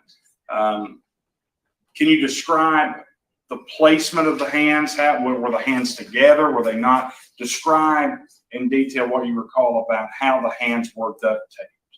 If I remember correctly, the hands were zip tied and duct tape, kind of like this, wrist together. I can't recall if the hands were clasped or not. I do remember the hands being close together. If I'm remembering correctly, I think it may have been the right arm was in front of the left, but I'm not 100% positive on that. But then the zip ties and the belt. Okay. Now, moving on to the head, the duct tape on the head. You briefly mentioned this earlier, but I'm going to ask you this question just straightforward. With the manner that you observed the duct tape around the victim's head, you stated nose and mouth, do you believe, just in your observations and understanding as a person, do you believe that would have made things difficult to breathe? Yes. Sorry. Yes, sir. Okay. Now, you talked about zip ties, and you said, I believe your statement was, and please correct me if I'm wrong, I believe that you stated it appeared that zip ties had been used or attempted to be used. Yes, sir. What makes you think that? At the time, I saw some that had been broken, discarded near the body, the victim. At the time that I was there, I did not remove the bindings from the victim itself. I left that for the medical examiner to do. So I made a note of that and didn't make no big deal. I didn't tell the supervisor or anything like that about seeing the broken zip ties. Okay. All right, let's move then to the belt. Can you recall the belt? Describe to us, where was it located? What position was it in? I think it was a brown leather belt, kind of a weave design. Maybe 3 or 4 strands of leather woven together, wrapped around the hands. I can't remember which direction, if it's left to right or right to left. Okay. So what you just testified to, though, is that it appeared to you that 3 different ways or means of restraining someone had been applied to this body. Is that what you're saying? Yes, sir. Okay. And you do not believe that that was self-inflicted? It was not done by the victim. Is that correct? No, sir, I do not. Do you believe that such a situation, one finds oneself on the floor with duct tape around the feet, duct tape around the hands, duct tape around the face and the nose and mouth, zip ties, and a leather belt? Did that appear to you to be accidental? No, sir. Okay. Do you believe that that was purposeful, the intent to restrain by whatever, whomever? Did it appear to you that that person was placed in that situation in that manner, restrained as you described, purposefully? Yes, sir, I do. Okay. Tell us then a little bit about the description of what you noticed around the body, and I'll give you one question that may lead you down to talk about some other things, and I'll state, did you see any blood? Yes, there was blood near the victim's head. Okay. Can you describe that and what you saw? It was a rather large pool of blood. The pillow had soaked up most of the blood, or a lot of the blood. I won't say most, a lot. So where was the pillow? It was underneath the victim's head. And the victim's head was pointed towards Kelly Street, the front street. Okay. So the victim's lying on the ground, and there's a pillow underneath the head? Yes, sir. And the body is restrained? Yes. And then there's a pool of blood underneath the pillow? Yes. Okay. Was the blood contained to the pillow, or had it spread around the body? It spread around near the victim's head. Okay. Was the victim wearing anything on the head, aside from duct tape? His glasses, he had his eyeglasses on. They was askew. They were not in their natural position. Anybody wears glasses, you wear them one way, that's the way they're comfortable, that's the way you wear them. This does not appear to be natural. One side of the glasses was raised above the ear, and the lens was partially above the eye, if I recall correctly. Okay.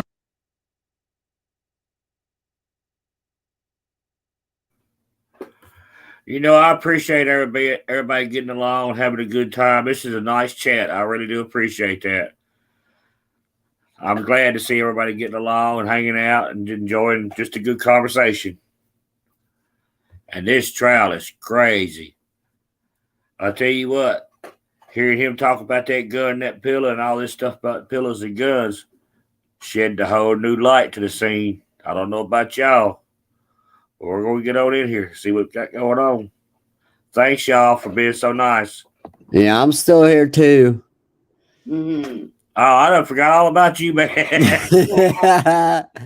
Yeah, I'm still here. I'll be here with y'all. Okay. What you doing, playing games? No, I just got off the phone. My son I abandoned. Oh, no. Yeah. Yeah, I was talking to him for about 30 minutes, but I've still been listening. Okay. Yeah. Man, this dude right here, it's like he didn't really do much investigation, did he? Oh, no. There was no investigative work at all. None of this stuff right here is making any sense. How they charge somebody so far of what I've seen, I don't see how anybody can be charged on anything. Yeah, yeah. That's just so far. I hadn't been any further right here. But yeah, It don't make none of this is adding up to me right now. And it's not going to either. I mean, the more you dig into it, it blows your mind that Shelby's sitting in jail for it. Yeah, this is crazy. But yeah, I'll be here. I'll be up. I ain't got nothing to do for a few hours, so. All right. Like I said, this is the first time I've seen it too, so I'm all into this shit right now. Yep. All right.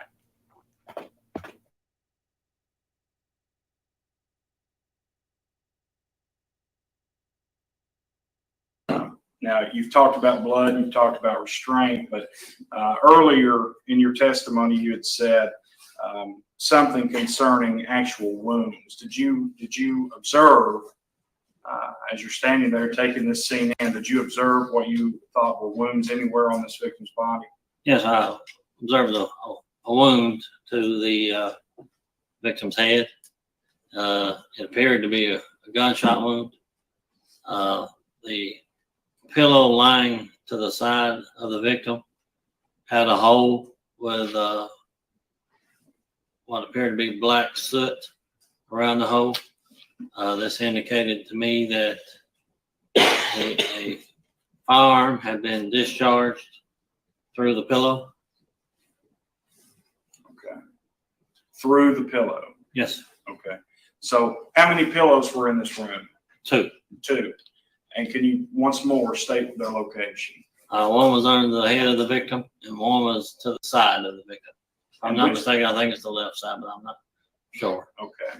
And which pillow did you observe what you just described, the hole in the soot? The pillow laying to the side of the victim. I collected that pillow and kept it as evidence. Okay. So the pillow laying beside of the victim appeared, as you described, to have soot and a hole in it, correct? Yes, sir. And what did that make you think? What was your observation of that when coupled with what you're seeing in front of you at that point in time? That someone had shot through the pillow in an attempt to mask the sound of the firearm being discharged. Okay. All right. So at this point in time, the coroner was not on scene. Is that correct? No, sir. He arrived shortly thereafter. Okay. Who requested his presence? I'm not sure who initially requested, but I always make sure that the coroner has been notified. Okay. Why is that important? What's the coroner? It's required by law. First, that I am in charge of the crime scene, or the investigating officer is, but the coroner is in charge of the victim. The deceased victim, the body is the coroner's, for lack of a better bailiwick. That's his area. Okay. Okay. Who pronounces the Thank you, Dennis, for coming in November. Who pronounces that? Thank you so Do have much. knowledge of that? The coroner does. The coroner does. Okay. So until, and I'm asking you a question here, until the coroner pronounces the body dead, can you initiate a murder investigation?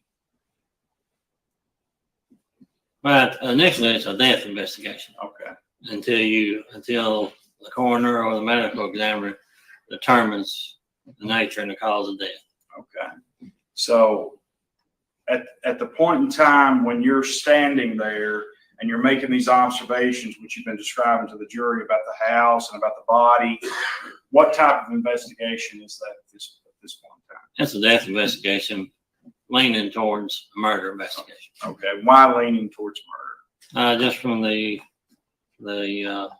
victim being bound, the house being on fire or set on fire, what appears to be a gunshot wound to the head. With his hands bound, it could not have been self-inflicted, in my opinion. So at that point in time, I'm leaning towards a murder investigation. Okay.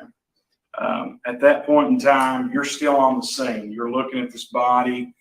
You've stated that you're leaning towards a murder investigation.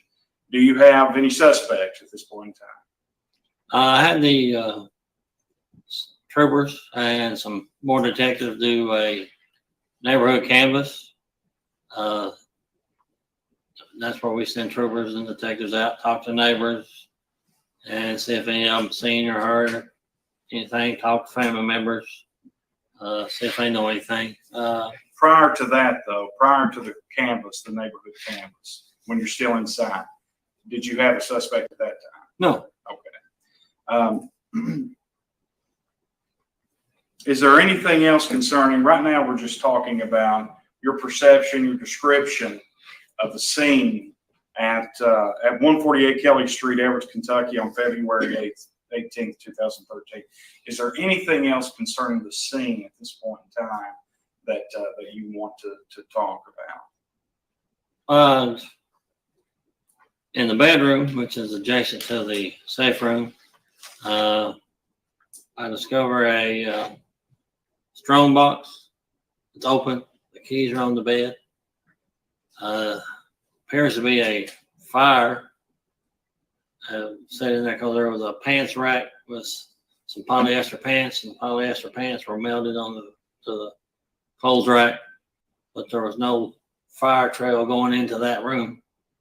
So that kind of indicated to me there was a second or a third fire, because you have the fire in the living room, no trail going into the safe room. There's a fire in there, and there's no trail going into the bedroom, and there's a fire in there. So there, in my experience from investigating crimes, it appears to at least been 3 fires, but I contacted a state police arson investigator who was coming to the scene to assist me as far as the arson investigation goes. Okay. What, just briefly, what is arson?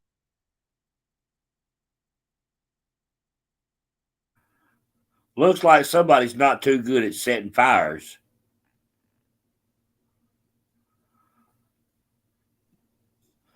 Yeah, they should have had bowl pillars and everything. I don't understand. They didn't even collect evidence. I wonder who's not good at setting fires.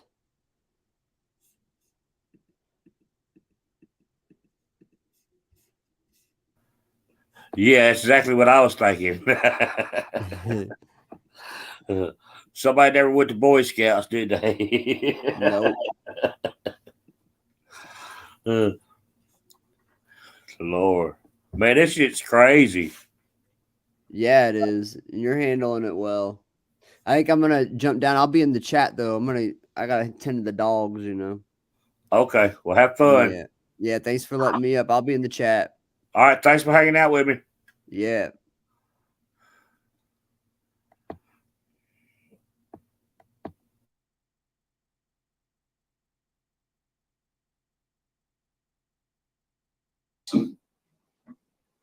It's a burning of a structure, dwelling, building, intentionally. Okay, so at this point in time, based upon your observations, then, did it appear to you that the fires that you've been talking about at various times throughout your testimony, did it appear to you that they had been intentionally set? Yes, sir. Okay. Your Honor, may we approach? Yes.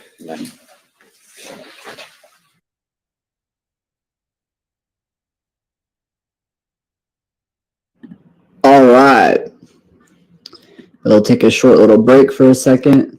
I see everybody's notes. I see everybody or comments. I see everybody's in the chat. If you have any questions we haven't asked, please just make sure kind of just jot them down if you can. We will have an open panel discussion probably tomorrow just to talk about day 1 and any questions.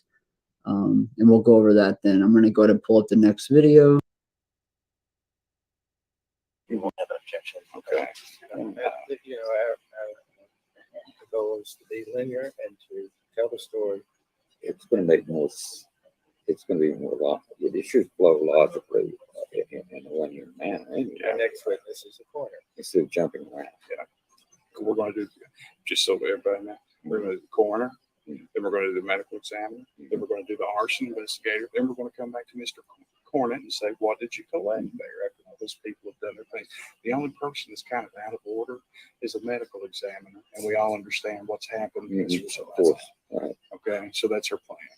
I think that's fine. Okay. All right. Well, this witness is not released, but that's all the questions I have. All right.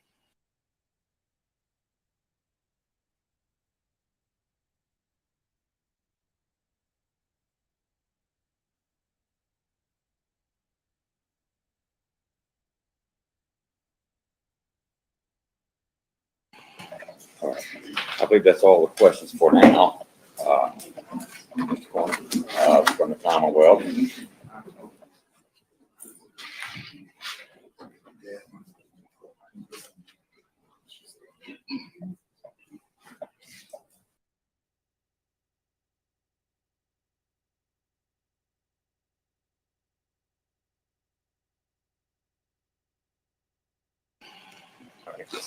The issue of cross, and it makes sense. I understand why you might not want to cross yet, I'm telling them we will be calling Mr. Cornick tomorrow. I would imagine, as defense counsel, I don't want to do your case, but I would imagine you would want to cross him when he gets more stuff into the record. If you want to cross him now and continue to cross later, we have no objection. But we would have objection to any crossings outside the scope of Yes, I was going to keep within scope. I just, well, to be honest, I'll let you make the call. This morning. I do have a few questions for him now. It won't take very long. All right. That's fine. Okay. All right.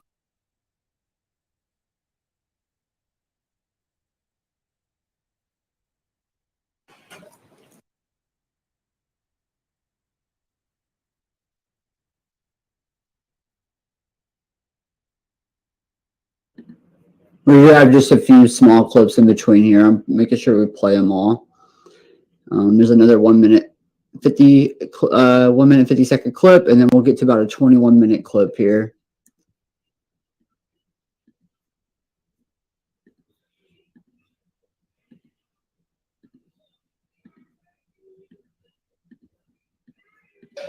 Your Honor, we've got a couple witnesses. We subpoenaed people for the 11th based on our original court date. So, and asked for them to recognize the 14th. It sounds like we're on track. Most of the experts on that. Let's recognize them. How about tomorrow? Tomorrow we've got Commonwealth witnesses. All day, you think? Plenty of Commonwealth witnesses. All day, you think? We'll recognize them for Wednesday. Yeah. We're going to move this along. Hey, y'all.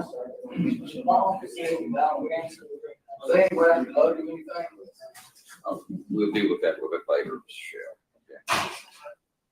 This is gonna All right.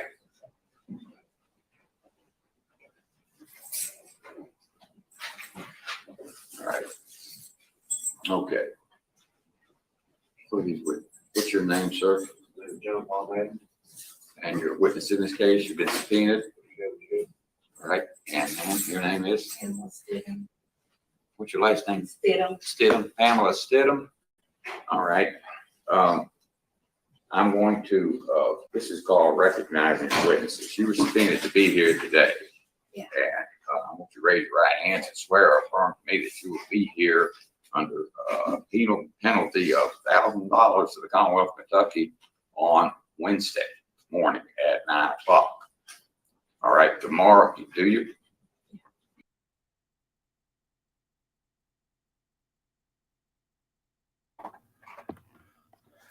This stuff is crazy, y'all. Crazy, crazy stuff. All right, y'all. I think Jimbo's coming on here in just a little bit. We got a little late start tonight, but we'll pick up earlier tomorrow and finish this one out. And then start day 2 tomorrow. Yes, and I appreciate all the new members we got going on. We're moving up the world over here today. We're like the Jeffersons. But I appreciate every one of y'all hanging out. Thank you, Marge. Y'all have done an awesome job. Yes, mods, everybody here. Our mods is the best. We've had a great chat. Everybody hangs out and it gets along. And it just makes for a great night. I appreciate y'all being here. There wasn't no drama.